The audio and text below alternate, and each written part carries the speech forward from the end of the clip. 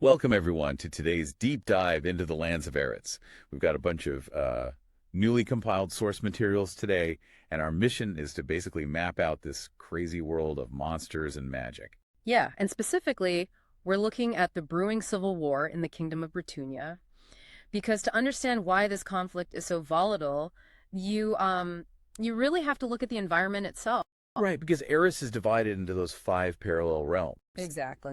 Like you've got Cybularia for earth, Neredia is water, Hyperia is fire, Aeolia is air, and then Etheria is ether. Yeah, and Britannia is anchored right in Etheria, which means it holds the world's absolute highest concentration of natural magic.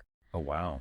I mean, that arcane density is so intense that it physically warps the climate. It basically traps the entire kingdom in these violently changing, unpredictable seasons. It's honestly like living in the eye of a magical storm. Yeah. And because of all that raw power, you've got these cosmic forces of good and evil treating the humans there like pawns in this high-stakes game. Which kind of brings us to the ultimate illusion of control in this world, the capital city of Camelot. Oh, Camelot is fascinating. It projects this pristine image of a hub of learning. Mm-hmm. You have the Yeah, I was reading about the Fighters Guild in the sources. academic trio running the show, the Warriors, the Templars, and the Macedon's guilds. But beneath that polished academic veneer, the economy is just so fractured. Yeah, you have respected veterans of the Fighters Guild moonlighting as cavern bouncers. They're literally tossing rowdy sailors onto the cobblestones just to pay for their next meal. Oh, the bouncers? Wait, really? Just a hobby? It's crazy. And at the exact same time, you have these ultra-wealthy elite citizens who treat poverty as, like, a hobby. Wow, that is completely bizarre. Yeah, they put on shabby clothes and fake wigs to wander the streets. They're cosplaying as destitute peasants just for a thrill. Right out in the agricultural hub of Torpan. It is. But while Camelot's elite are playing dress-up in the safety of the capital, that luxury is being paid for by the brutal realities out west. Because Morgan didn't hit Torpan just to cause terror, right? It was a calculated logistical strike. Exactly. The contrast is just staggering. Torpan hasn't just been occupied by Morgan Le Fay's forces, it's been systematically harvested. So if you are caught out there, you are facing a truly grim reality. Brutal night curfews where stepping outside means immediate death. Precisely. Torpan is surrounded by incredibly fertile farms. An advancing army needs immense amounts of food, so she's secured those crops to fuel her war machine. And these desperate slums where people will literally kill you for a few coins. Yeah. The Adventurer's Lodge. But if you're a mercenary or a traveler stuck in Torpan during this occupation, there is actually this one brilliant little sanctuary. Which basically functions as an entirely independent survival economy for people just trying to outlast the occupation.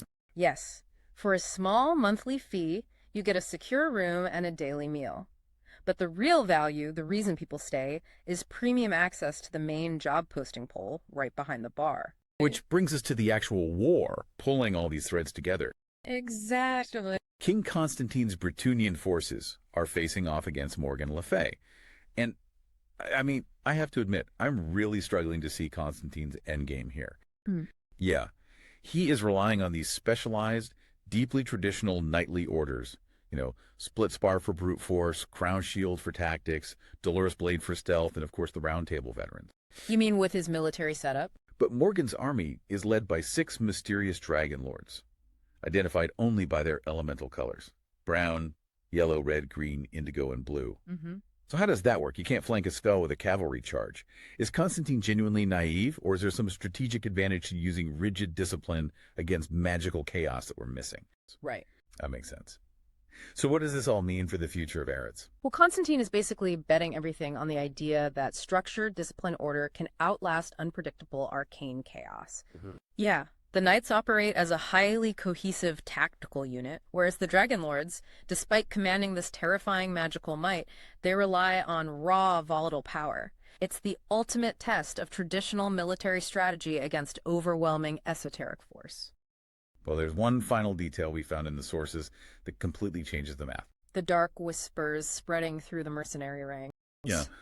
Rumors of a 7th Dragon Lord. Completely unknown. Immensely evil. I mean, if Britannia is already struggling to maintain the illusion of order against 6 Dragon Lords, a 7th just feels like the hurricane that will finally wash that illusion away. It makes you wonder if the cosmic players treating Eretz like a chessboard have just introduced a piece that neither side can actually control.